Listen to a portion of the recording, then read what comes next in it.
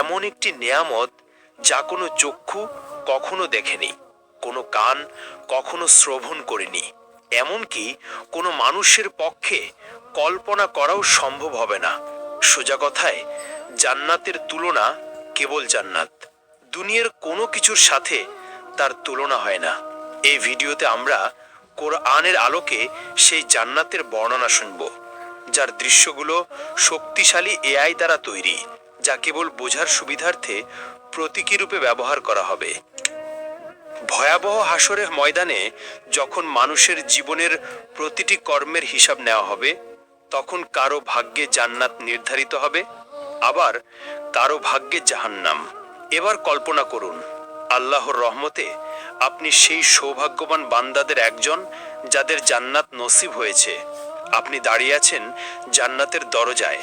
চিরশান্তির সুন্দর জীবন কয়েক কদম দূরেই আপনার জন্য অপেক্ষা করছে, কিন্তু ভেতরে প্রবেশের আগে আপনাকে সম্পূর্ণভাবে পরিশুদ্ধ হতে হবে।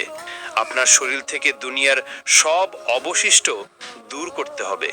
তখন আপনাকে বিশেষ এক নদীতে গোসল করানো হবে। সেই নদীর পানি আপনার সব দুর্বলতা ও ত্রুটি দূর করে ফেলবে। আপনার শরীরের সব লোম অদৃশ্য হয়ে যাবে, দাড়ি, গোঁফ, এমনকি শরীরের অন্যান্য পশমও উধাও হয়ে যাবে।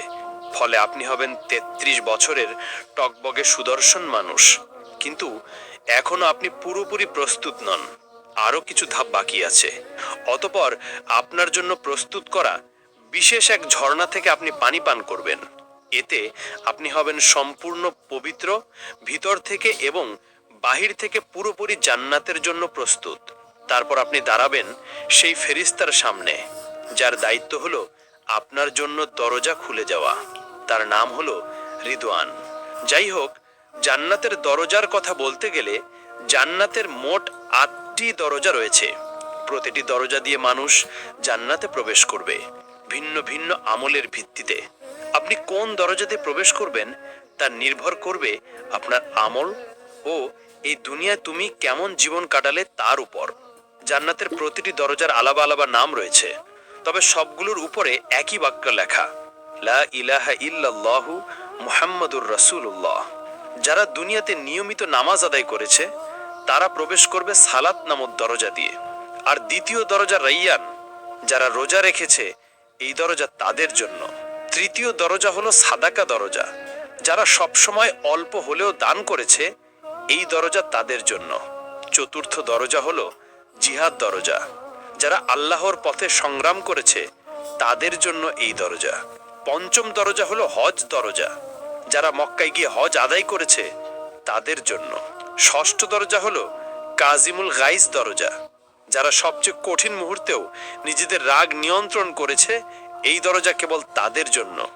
সপ্তম দরজা হলো আমান দরজা, যারা হিসাব নিকাশ ছাড়াই জান্নাতে প্রবেশ করবে এই দরজা তাদের জন্য।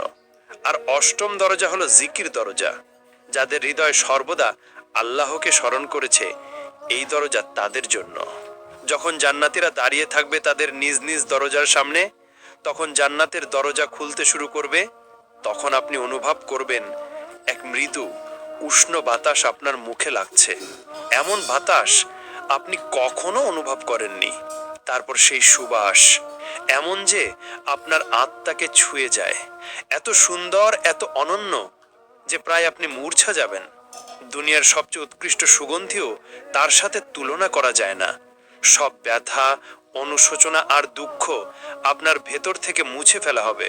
বাকি থাকবে কেবল সুন্দরতম অনুভূতি, যাতে আপনি জান্নাতের নিয়ামত পূর্ণভাবে উপভোগ করতে পারেন। অবশেষে আপনি প্রবেশ করলেন জান্নাতে। কি শান্তি! আপনার জন্য সেখানে আছে জীবন, যার কখনো শেষ হবে না। আপনার জন্য আছে স্বাস্থ্য, ফলে আর কখনো অসুস্থ হবেন না। আপনার জন্য আছে যৌবন, ফলে আর কখনো বুড়ো হবেন না।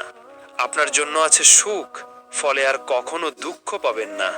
আপনি জান্নাতে প্রবেশ করতেই ফেরেশতারা আপনাকে স্বাগত জানাবে আর বলবে, আল্লাহর পক্ষ থেকে তোমার উপর শান্তি বর্ষিত হোক, স্বাগতম, এখানে চিরকাল থাকো। প্রথমে আপনাকে দেওয়া হবে প্রাসাদ, বাগান ও পুকুর সহ। তারপর আপনার হৃদয় যা চায় তাই আপনাকে দেওয়া হবে, একটিও বাদ যাবে না। হ্যাঁ বন্ধু, এটাই জান্নাত, এমন এক জায়গা যেখানে নেই কোনো দুঃখ, নেই কোনো ভয়, নেই বার্ধক্য, নেই ব্যথা। এমন এক জায়গা যেখানে রয়েছে সব সৌন্দর্য যা আপনি জানেন এবং জানেন না। আপনি বসবাস করবেন এমন ঘরে যা তৈরি হয়েছে সোনা ও রূপার ইট দিয়ে। মরক্কা হিসেবে ব্যবহার হয়েছে মিশক, কঙ্কর হলো মুক্তা ও রুবি এবং মাটি হলো জাফরানের। আপনি ফিরে এসেছেন সেই জায়গায় যেখানে আপনার সৃষ্টি হয়েছিল প্রথমবার। অতঃপর ফেরেশতারা আপনার সাথে কথা বলবে। তারা জিজ্ঞেস করবে, সবে তুমি জান্নাতে প্রবেশ করেছো, এখন বলো তুমি কি চাও। উত্তরে আপনি বলবেন, আমি ইতোমধ্যেই আমার রবের অসংখ্য নিয়ামত ও উপহার দেখেছি, আমাকে আরেকটু সামনে যেতে দাও এবং আরো উপভোগ করতে দাও। তখন ফেরেশতারা উত্তর দিবে, এগুলো তো কেবল সূচনা, তুমি এখনো কিছুই দেখোনি, এর চেয়েও মহান নেয়ামত তোমার জন্য অপেক্ষা করছে। অতঃপর আপনি এগিয়ে চললেন। আপনার সামনে উদিত হলো এক প্রাসাদ যা পুরোপুরি খাঁটি সোনার তৈরি। এর বারান্দাগুলো মুক্তার মতো ঝলমল করছে। আপনি যতই কাছে যান, কিছু দাসদাসী উপস্থিত হয়। তাদের রূপ যেন ছড়িয়ে থাকা মুক্তার মতো। তারা হাতে ধরে আছে রূপার থালা ও সোনার পাত্র। তারা সালামের মাধ্যমে আপনাকে অভ্যর্থনা জানায়। আপনিও সালামের জবাব দিলেন। আপনি সিদ্ধান্ত নিলেন এখানেই থেকে যেতে, কিন্তু ফেরেশতারা বলল, এর চেয়েও মহান নিয়ামত সামনে আছে, চলতে থাকো। ফলে অবাক হয়ে আপনি আবার হাঁটতে লাগলেন। এবার আপনি দেখলেন আরেকটি প্রাসাদ যা লালচে রুবি দিয়ে গড়া, এত পরিষ্কার আর উজ্জ্বল যে বাহির থেকে ভিতরের অংশ দেখা যায়। তারপর আপনি তার ভেতরে প্রবেশ করলেন। ভেতরে আছে ৭০,০০০ কক্ষ, অপূর্ব সৌন্দর্য ভরা, যাতে আপনার আত্মা ও দেহ আনন্দে আপ্লুত হয়ে উঠল। প্রতিটি কক্ষে সাজানো আছে খাবারের থালা, ফল, মাংস, পানীয়, সবই আপনার রবের পক্ষ থেকে অসাধারণভাবে প্রস্তুত। তখন আপনি একটি ফলে কামড় দিলেন, তা আপনাকে মনে করিয়ে দেয় আপনার জীবনের প্রিয় সব স্বাদ। তবুও স্বাদটি একেবারেই নতুন, এর আগে কখনো অনুভব করেননি। আপনি এক চুমুক পানীয় পান করলেন, ফলে আপনার হৃদয় ভরে উঠে অবর্ণনীয় সুখে। হঠাৎ একটি দরজা খুলে গেল। ভেতরে প্রবেশ করলো আপনার প্রিয়জনেরা, আপনার মা, বাবা, প্রিয়তমা স্ত্রী আর সন্তানেরা। আহ, আর কি চাই। আনন্দে আপনার নিঃশ্বাস আটকে যাওয়ার মতো অবস্থা। যেসব মুমিনদের সাথে আপনি পৃথিবীতে চলাফেরা করতেন, তারাও এখন আপনার পাশে। তাদের দেহ ঝলমল করছে আর মুখে সুন্দর হাসি। চতুর্দিকে প্রাসাদ, বৃক্ষ, নদী আর নিয়ামত, সবকিছু কেবল আপনার জন্যই সাজানো। এক সীমাহীন জগৎ যার কোনো সীমানা নেই। অতঃপর ফেরেশতারা আপনাকে পোশাক পরাবে, জান্নাতের জন্য বানানো বিশেষ পোশাক, সবুজ রঙের, সিল্কের মতো হালকা কিন্তু সমৃদ্ধ কারুকার্যময় ব্রোকেডের মতো ভারী। সেই পোশাকে আছে ৭০টি স্তর, প্রতিটি স্তর ভিন্ন রঙে সজ্জিত। পুরো পরিবেশ যেন এক উৎসব, যা শুধু আপনাকে স্বাগত জানানোর জন্য। শান্ত, প্রশান্ত, অসংখ্য দাসদাসী পাশে প্রস্তুত, যে কোনো মুহূর্তে সেবা দেওয়ার জন্য। আপনি বিস্ময়ে ভাবলেন, এখন আমি কি করব, কোথায় যাব? তখন এক আয়োজন শুরু হলো। একটি মেষ আনা হলো এমন এক জায়গায় যা জান্নাতবাসী ও জাহান্নামবাসী উভয়ই দেখতে পায়। কিন্তু এই মেষ সাধারণ প্রাণী নয়, এর নাম মৃত্যু। এরপর যা ঘটে তা আপনার হৃদয়কে চিরস্থায়ী শান্তির আরো কাছাকাছি নিয়ে যায়। একটি ঘোষণা শোনা যায়, হে জান্নাতবাসীগণ, তোমরা জানো এটি কে?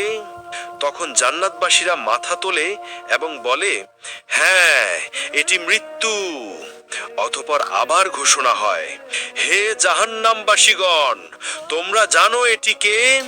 তখন জাহান্নামবাসীরাও মাথা তোলে এবং বলে, হ্যাঁ, এটি মৃত্যু। এরপর একজন ফেরেশতা সেই মেষকে কোরবানি করল, ফলে মৃত্যুর মৃত্যু হলো এবং ঘোষণা দেওয়া হলো, হে জান্নাতবাসীগণ, তোমরা এখন চিরকাল বাঁচবে, তোমাদের আর মৃত্যু নেই। হে জাহান্নামবাসীগণ, তোমরাও চিরকাল থাকবে, তোমাদের জন্য আর মৃত্যু নেই। হ্যাঁ বন্ধু, এখন আর মৃত্যু নেই। আপনি আর কখনো অসুস্থ হবেন না, আপনি চিরকাল বাঁচবেন, আপনার আর মৃত্যু নেই। জান্নাতবাসীদের জন্য এটাই হলো চিরন্তন আনন্দ, শান্তি ও নিয়ামতের সময়। যদি আপনি এই জীবনে বিবাহিত হন এবং উভয়ই জান্নাতে প্রবেশ করেন, তাহলে আপনাদের বন্ধন আবার ফিরিয়ে দেওয়া হবে, কিন্তু এবার আর কখনো আলাদা হতে হবে না। যেই স্বামী বা স্ত্রী জান্নাতে উচ্চ মর্যাদা পাবে, অন্যজনকেও সেই স্তরে তুলে দেওয়া হবে। সেখানে থাকবে না কোনো ঝগড়া, না হৃদয় ভাঙা, না বিশ্বাসঘাতকতা। থাকবে শুধু খাঁটি ভালোবাসা, যা প্রতি মুহূর্তে আরো গভীর হবে। স্ত্রী ও স্বামী সময়ের সাথে আরো সুন্দর হয়ে উঠবে। একজন বাইরে থেকে ফিরে এলে অন্যজন তাকে দেখবে আগের চেয়েও সুন্দর রূপে, এবং উভয়ই একই কথা বলবে, তুমি আগের চেয়ে আরো সুন্দর লাগছো। নারীরা এতটাই সুন্দর হবে যে তারা